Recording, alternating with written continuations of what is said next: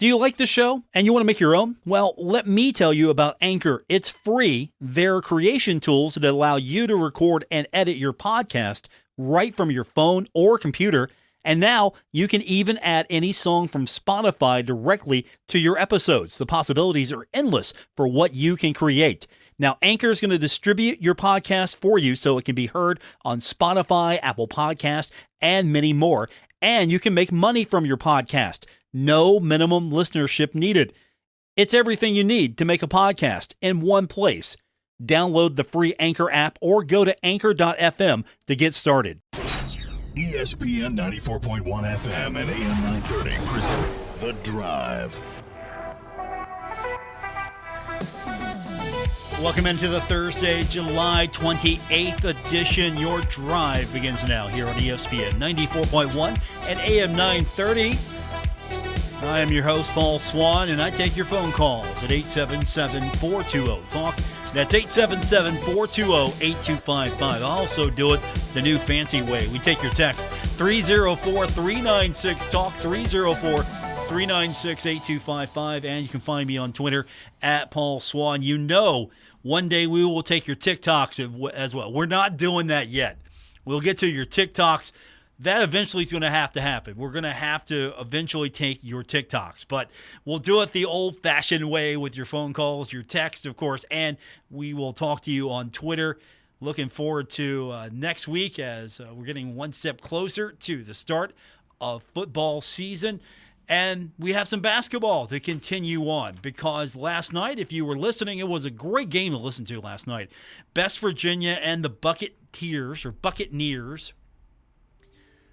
See, you sometimes get too cute with these names, but the Buccaneers, the East Tennessee alumni entry here. And then first of all, if you are a little bit older, you understand why it was hard for me to even listen to that team because going back to my days as a fan, Marshall basketball was really good in the Southern Conference, and ETSU was really good back in the day. And there were some memorable battles between Marshall, ETSU. I remember ETSU coming in. It wasn't maybe a great year for Marshall basketball, but I remember ETSU coming in ranked to the Henderson Center and Marshall beating a ranked ETSU team. And there were some back and forth battles, of course, going into the Southern Conference tournament. And so the Buccaneers, I was hoping to be heard that playing them. I was wanting that. But instead, we got West Virginia. Now, I can't root for the Buccaneers. I just can't do it. So I was on the West Virginia bandwagon last night, and it was a fun game. It was close. That's why the Elam ending is so exciting. It ended. I almost thought at one point that West Virginia's team was going to lose this thing.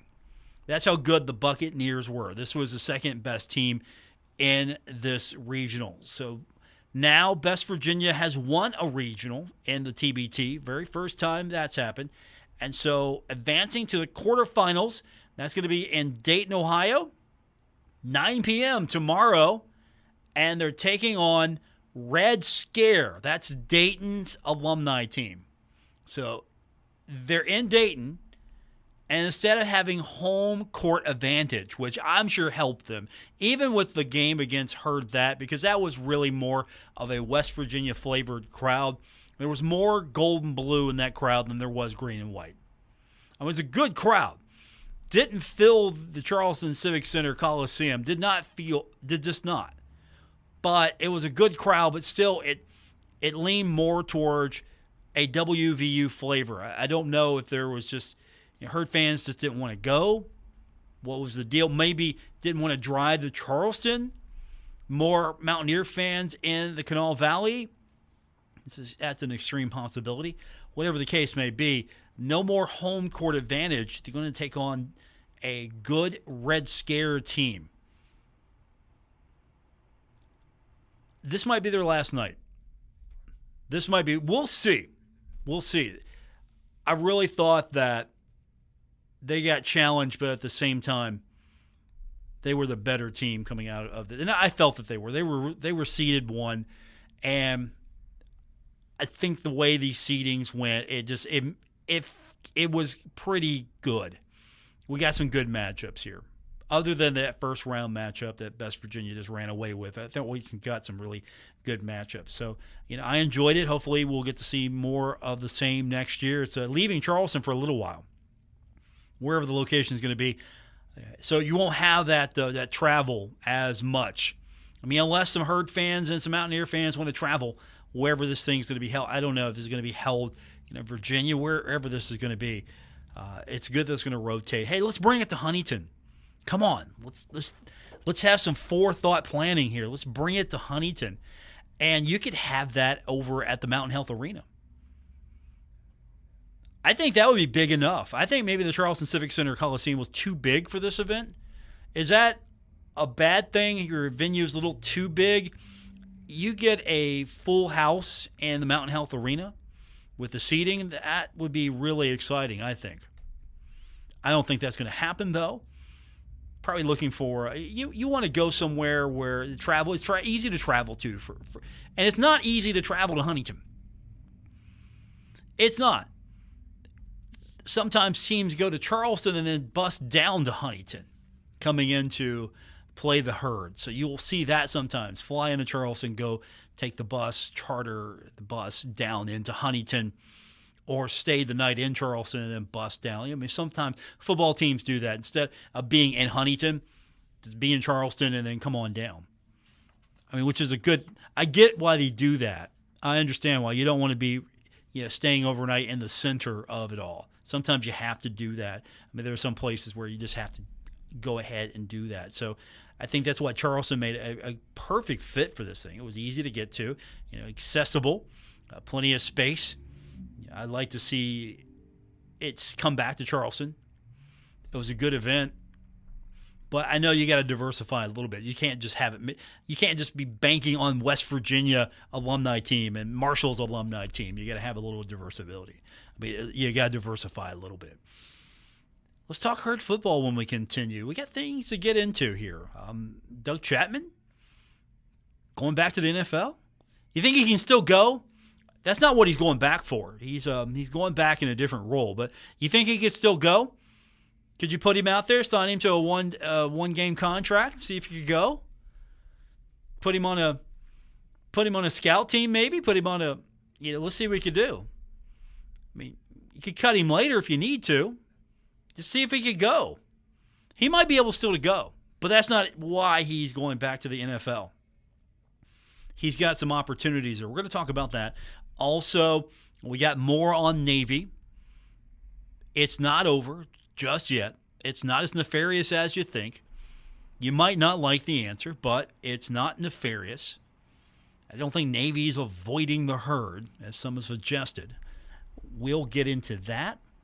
And we'll get you caught up on the news of the day with the Herd. And, of course, we got a lot more coming up as well. Baseball returning tonight. We have Pirates baseball taking on the better team in Pennsylvania, the Phillies. I say that only because today, again, Christian Palmer, our intern who's leaving us here after Monday, will no longer be blinded by the mismatch of colors. He's got the soccer championship shirt on and the Pittsburgh Pirates hat. As I tell Bill Cornwell, our esteemed news director and my friend for years, color coordinate, Christian. Color coordinate. Can you do that for Friday or Monday? Color coordinate. I mean, one team per day. Hat, shirt. Not same city.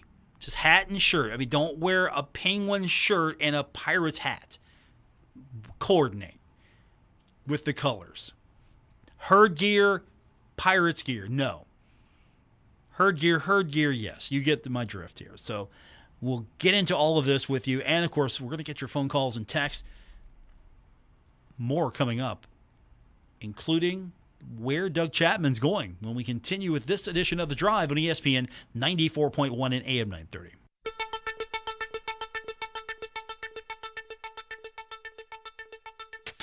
This is The Drive with Paul Swann on ESPN 94.1 FM and AM 930. Time for your text at 304-396-TALK, 304-396-8255. Paul Swann, your host for this edition of The Drive on ESPN 94.1 and AM 930. So we found out today that Doug Chapman, who serves as Marshall's Director of Player Development and Senior Offensive Analyst. It's a big title. It's a big football title there. Might be heading back to the NFL. I think he could go. I think Doug can go. Put him in one game. Let's see. Let's see if he can go. But that's not why he's going back. He instead has been accepted into a fellowship. It's the NFL's Non-Wooten Scouting Fellowship. He is going to be with the Minnesota Vikings. Minnesota Vikings drafted him, so he's going back home in the NFL. He was a third rounder in the 2000 draft. So he's going to get experience. It's being described as hands-on experience as a full-time member of an NFL scouting staff. He's going to be shadowing NFL scouts during a season-long internship that develops ability to spot talent. This is what the program's all about. So you have someone who has experience not only with the NFL, college, he also has broadcasting experience. That's why we love him. Big Ten Network, CBS, ESPN. So he has broadcasting experience. He, unfortunately, injuries maybe prevented him from reaching his full potential. You don't want to go and push it too far. You stay healthy. You want to be able to wake up not in pain, be able to wake up, not be confined to a wheelchair.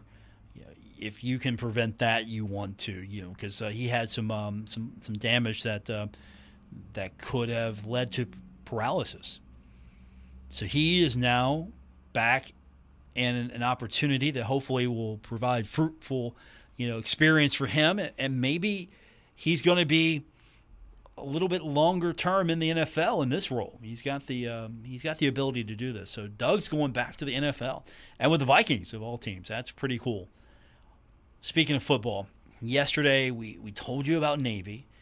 We saw the schedule change. Navy is not going to play the Herd in 2023. Now that's a year off. Would have been a really nice home schedule with Navy, Virginia Tech. I mean, a lot of pageantry. That's the thing about Navy. It doesn't matter if Navy is good or not. It's not about that necessarily. It's the history, the tradition, the pageantry that comes with Navy. It's a traditional college program. So you were excited. Hey, Navy's coming. I mean, would it have been the biggest win in Marshall history if Marshall would have got the win? No, but it would have been a great, win and great atmosphere to see Navy come in. And so a lot of fans maybe upset, a little, and I saw a lot of things. I saw a lot of upset fans yesterday as I ventured onto the social media to see, okay, just kind of let me get a slice of what's happening here. And, of course, I regretted that immediately because a lot of people are just mad about it. Or Navy didn't want to play, fearful. And eyes on Christian Spears, the athletic director, as if Christian was the reason. Welcome to Huntington, Christian. Welcome to Huntington.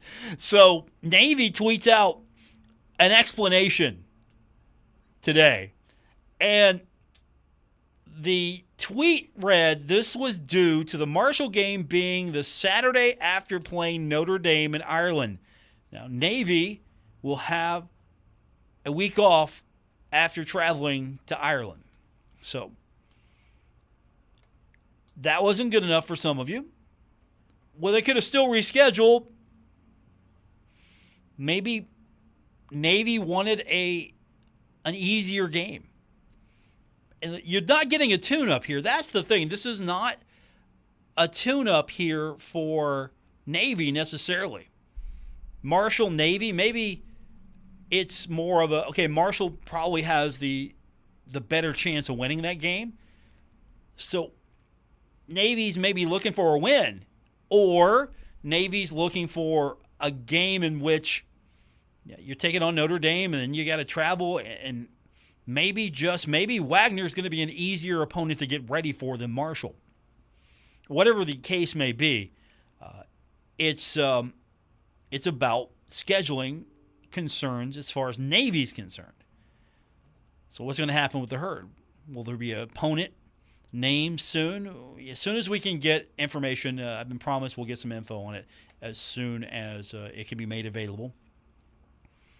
That's one thing that is fantastic about this administration, this athletic department, is I can make a simple text and get a pretty quick answer on most things.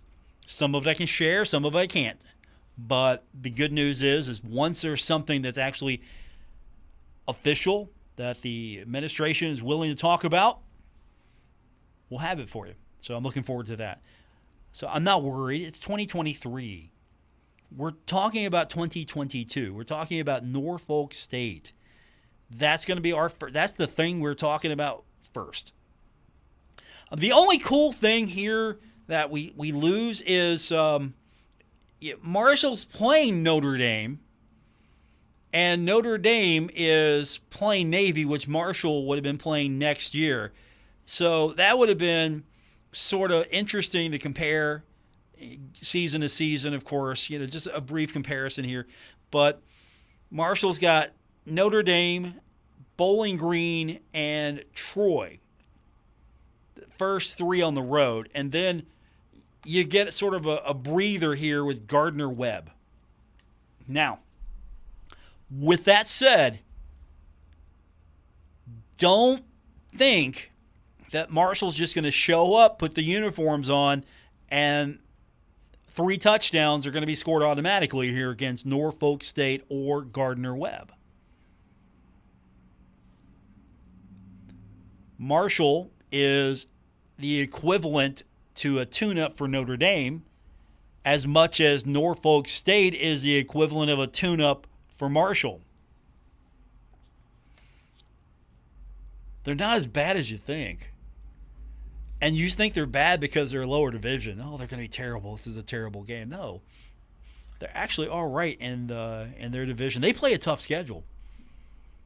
They play a tough non-conference schedule on a yearly basis.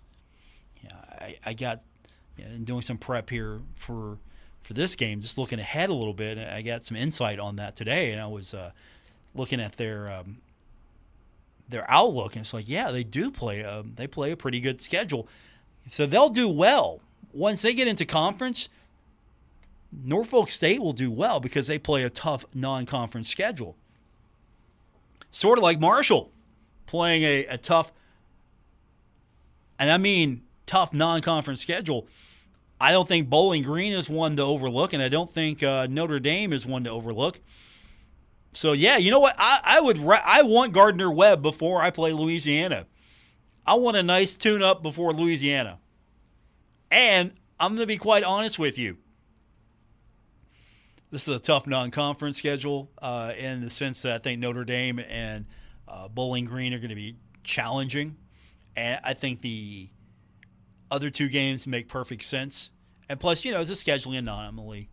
You have to make some arrangements and different things because of you getting into the Sun Belt a year earlier than planned. You had to make some adjustments here. And you had to turn a non-conference foe into a conference foe. So you had to make some adjustments here. But I'm okay with that. That's fine. I would love to have that game back sooner than later. But I don't know where we're going to put it. In 2027 maybe? What do you do? I don't think you make too many adjustments to your schedule. I mean, the Herd will have a replacement game, and we'll trust the process. Wait a minute, I'm sorry. No, close the gap. I don't know which hashtag works here in this case. Our text line is open. It is 304-396-TALK, 304-396-8255. Texter writes in, I would think Spears would have an existing relationship with Navy due to the midshipmen playing football in the ACC. Did I read that right? Football in the ACC. Well, whatever the case may be, I think it'll be all right as far as the schedule is concerned. I'm not too concerned about that. All right, we're going to get some of your text in. More of your text coming up. 304-396-TALK, 304-396-8255. More coming up. It's The Drive, ESPN 94.1 and AM 930. We're taking Paul Swann everywhere. Download or subscribe to The Drive with Paul Swann on Apple Podcasts, Spotify, or wherever you get your podcasts. Our text line is open, 304-396-TALK, 304-396-8255. I had a texter write in and suggest this, and I'm looking at it right now. Here is a possibility. New Mexico State. That's the texter. Said that maybe one of New Mexico State's opponents become available due to them moving to CUSA next year and currently being an independent. So who's on the New Mexico schedule here in 2023 that we want? Okay, you have the UMass Minutemen. I'm going to say no. It's a no from me. Western Illinois Leathernecks. It's a no for me. Air Force. That's Saturday, September 9th. You think that's going away on the schedule? I don't think so in 2023. So that's a no for me. I'm joking. Of course that's a yes. I would take Air Force in a heartbeat. I know you were sitting there going, wait a minute, Paul. Wait, no to Air Force, Paul? What? What? I heard that screech. No, of course I'd take Air Force would be fantastic. If you want to replace Navy, give me Air Force. In 2023, bring in the Falcons. I'm all for it here. Saturday, September 23rd, at Hawaii. You think Hawaii's traveling to Huntington? You think Huntington is going to play host to the Rainbow Warriors? Okay, we're going to skip that. Here's what else is on New Mexico's schedule. The UTEP Miners. UTEP, the League Conference USA. Yeah, no, we're going to say no. That's not happening anyway, but we're saying no. Also on the schedule, they have the Louisiana Ragin' Cajuns. We know them. We're familiar with them. At the Northwestern Wildcats. Then you have the Auburn Tigers. Saturday, November 18th. And then at New Mexico and at San Diego State, those are to be announced. So if you are looking at trying to cherry pick some independent schedules that might be changing up a little bit, with Air Force, I don't think Air Force would come off that schedule, though. I'm not giving that game. If I have Air Force on my schedule, I'm not giving that game up. I mean, Air Force might give the game up, but does anyone in their right mind? If you got Air Force coming in, are you the one giving that game up? You don't give that game up. That's a great game. Because here we are again. Marshall has at East Carolina on the 9th of 2023, September 9th. And then on the 23rd, Virginia Tech. And then you're trying to figure out Central Connecticut. Probably why you don't have a firm on Central Connecticut is because you're trying to work in the other game, the replacement. Who's out there? So, who's out there? Who would want to come to Huntington? Do you want that to be a home game? I would say yes. Will that be the reality? Would you take a money game instead? Would you, instead of having a home game, you lose the home game with Navy, would you take a money road game? I think you might have to. I think you might have to take a money road game. So, Sam Houston, Jacksonville State, New Mexico State, Liberty. These are teams that are going into Conference USA. And you look at that New Mexico schedule and you think, okay, is there any team here that might not be on the schedule that would make – and yeah, the dates have to work as well because, again, if I have Air Force coming in my and then I got to establish a non-conference portion of my schedule, I'm keeping Air Force. So, maybe that's not the team to go after. But you see some really good matchups. I mean, would you take a one-time road trip out west? I don't think that makes sense. I don't think you make that road trip to San Diego State or New Mexico. I would make the trip to Air Force, but Air Force, I don't know if Air Force would come in because Huntington's a little bit different travel than New Mexico. It's not like Navy can just Navy can. It's a lot closer. Navy is a lot closer than Air Force, but I would take that in a heartbeat. And also, I don't know if I want to schedule with. Again, I'm not trying to say they're money games as far as Marshall paying teams to come in like Norfolk State and Gardner-Webb. There's a reason for those teams, and I'm good with 2 on the schedule this year. But because I think the conference schedule offsets a lot of this. And if I'm playing at Notre Dame, I got a nice tune-up with Norfolk State. They will be an adequate challenge.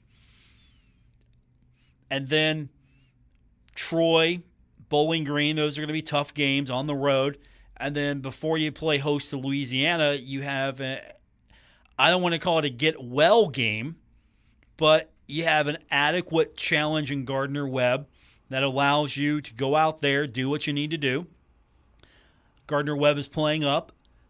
Marshall is playing a team that will offer a challenge, but ultimately we think we know the outcome is a given. Of course, Doc Holliday would always tell you there's always a team on Saturday that loses that should not. For overlooking it, keep that in mind. There's always a team that overlooks another team and gets beat on Saturday. So I like that idea, though. Maybe you would raid some of the New Mexico roster. I'm sorry, maybe you take the Auburn Tigers. And Texture wrote in, take the Auburn Tigers. Okay, but I got to look at the Auburn schedule. I got to see what they're doing in 2023. Here's the thing, though. Auburn has a game on the 2nd, 2023. This is September 2nd, 2023. They have they have the Minutemen. They have UMass. And then they're at Cal. They got the Golden Bears. And then on November 18th, they have the New Mexico State Aggies. Okay. Where are the openings here? On the 9th, Marshall is East Carolina. Okay. Auburn's spoken for. On the 23rd, Marshall has Virginia Tech. Auburn, again, we don't have the dates yet on their conference schedule. But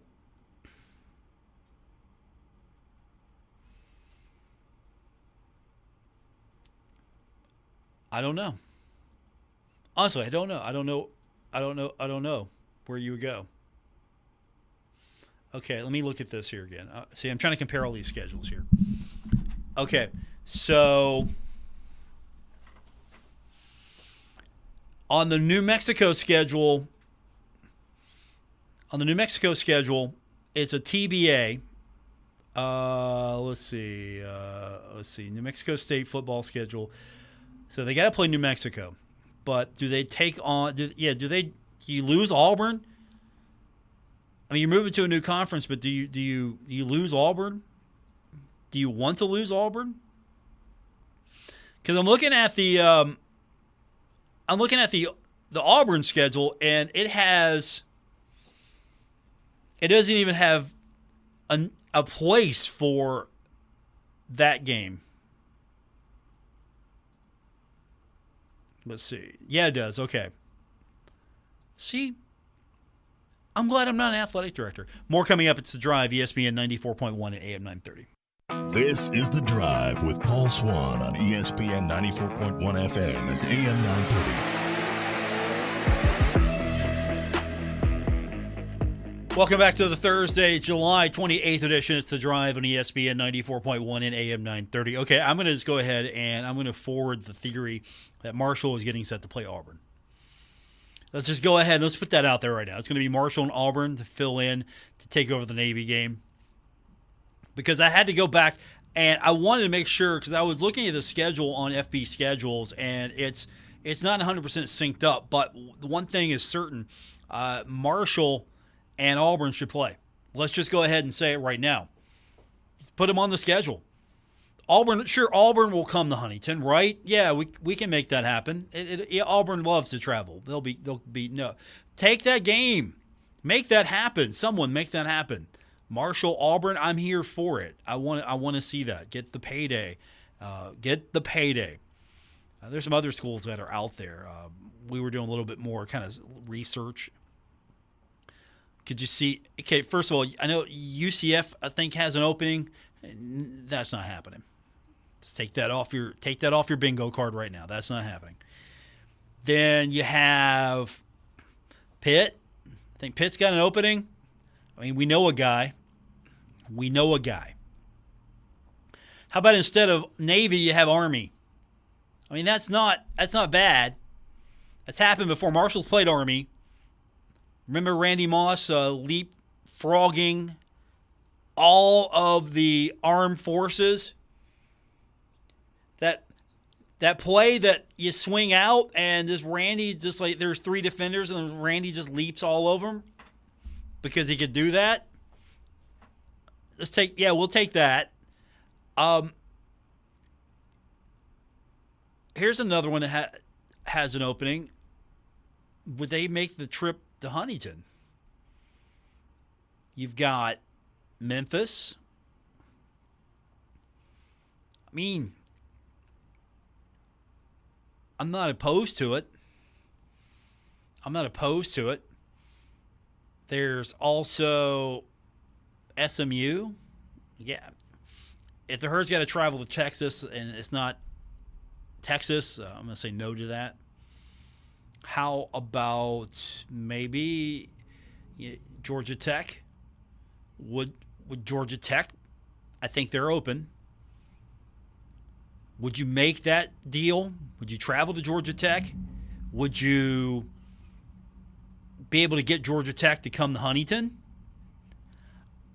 That's interesting.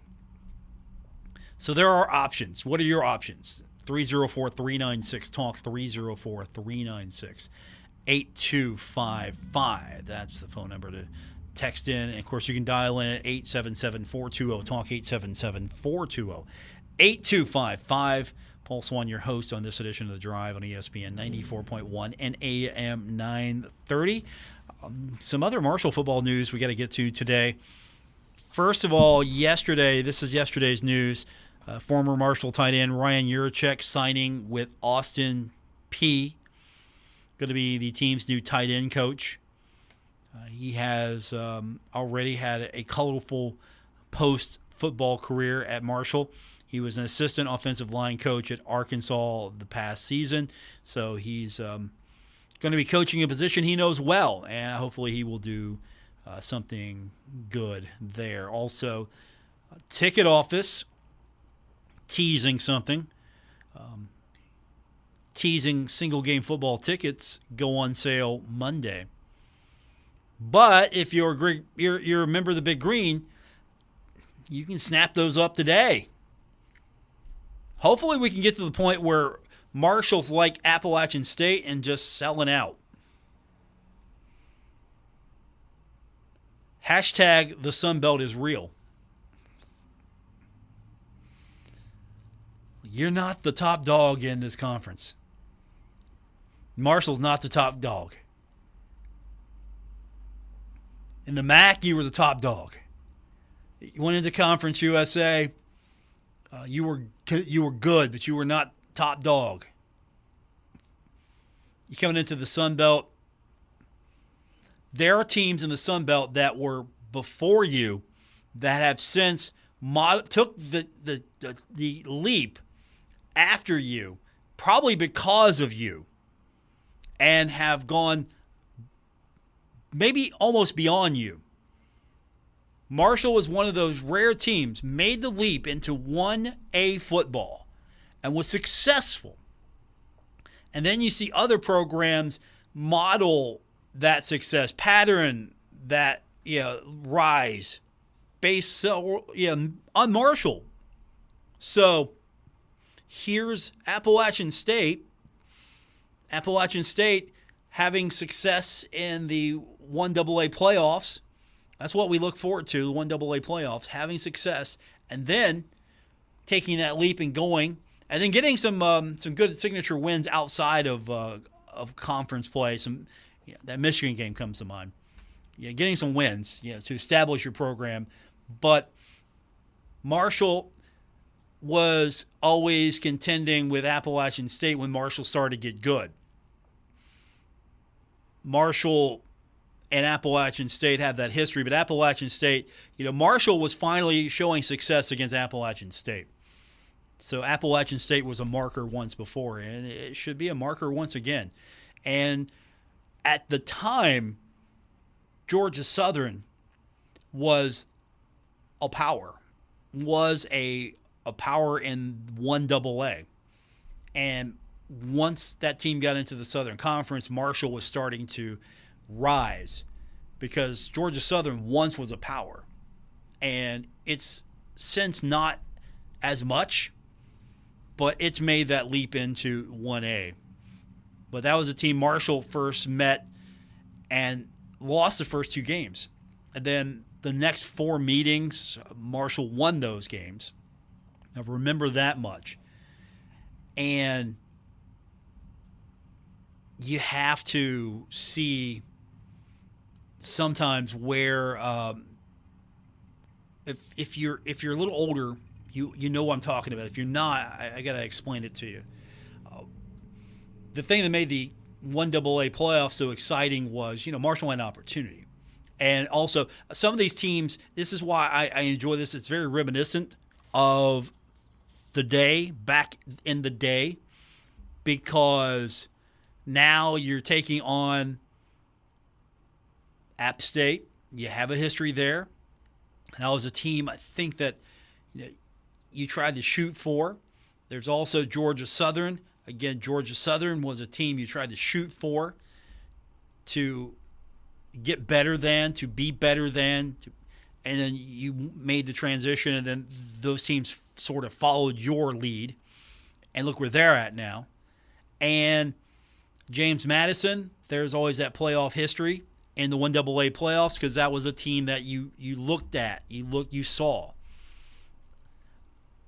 I just want to get Delaware back on the schedule. Let's get the Blue Hens back. Can we get the Blue Hens back? If we're going down memory lane with Paul Swann and football teams, let's get the Delaware Blue Hens with their Michigan helmets, which they tell you that Michigan stole that idea. I don't believe it. They tell you that Michigan stole the helmet. It was their idea, not Michigan's. But I think we're going to see some of these connections reestablished. But these were some of the teams that you had to go up against year to year because App State was always a contender. Georgia Southern was a power. Marshall started to rise to prominence in 1AA. And then Marshall with a team that was loaded, because here's how this team got good. You could take players from 1A, they could transfer down and immediately be eligible. So Marshall was taking advantage of the equivalent of the transfer portal, before the transfer portal, because you got a player that for some reason is either backing someone up, like Eric Kresser, quarterback. He wasn't going to get the start, so he dropped down so he could play. And just so happens, he got to play with Randy Moss. And that was a deadly combination there. And so you could put together a good team. You could put together a really good team if you played it right, which Marshall did. It played it right, and so then it made that leap into Division I. And for a while, it had a team that was way better than other teams in the Mid-American Conference. Jim Grobe, the head coach of then the Ohio Bobcats, said, "You let the fox in the hen house." Matt Grobe's father, the golf coach at Marshall University, his father, Jim Grobe, coach in Ohio, said, you let the fox in the hen house. He knew. I mean, because Grobe has that association with Marshall, so he knew coming from Marshall what Marshall was at. That's not the case now. The fox is not in the hen house here in the Sun Belt.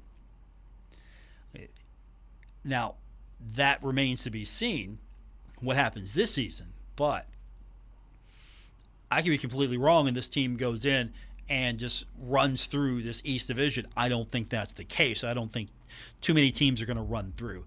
That will be something we talk about tomorrow. Do you think Marshall can win the East Division? If not, which team wins the East Division? That's going to be something we talk about tomorrow. So keep that in mind. That's your homework assignment for tonight. We will talk about that tomorrow. Which team wins the East Division? Is the predicted order of finish correct, or do you have Coastal winning, not Appalachian State? Do you have Marshall winning? Do you have Georgia State winning? Did the coaches get it right? Or do you think that they got it wrong and this is what it really means? So keep that in mind. We'll ask that tomorrow. That'll be our text question tomorrow. We'll do that on Twitter as well. So we'll open that up for text tomorrow. Do you think that the coaches got it right? Marshall's better than 4 in conference play. Better than 4th place. That's going to be our question tomorrow. We'll be back tomorrow to do it all over again. So keep that in mind. We will, of course, take a preview look at the game coming up between Red Scare and Best Virginia. So that should be exciting as well. So I'm looking forward to all of that.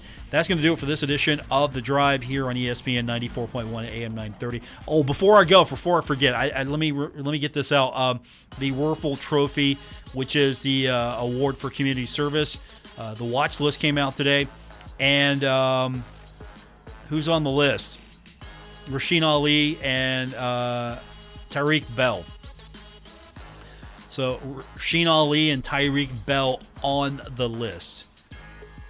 That's going to do it for this edition. Pirates baseball coming up tonight. We got the game for you. 7:05 first pitch here on ESPN 94.1 and AM 930.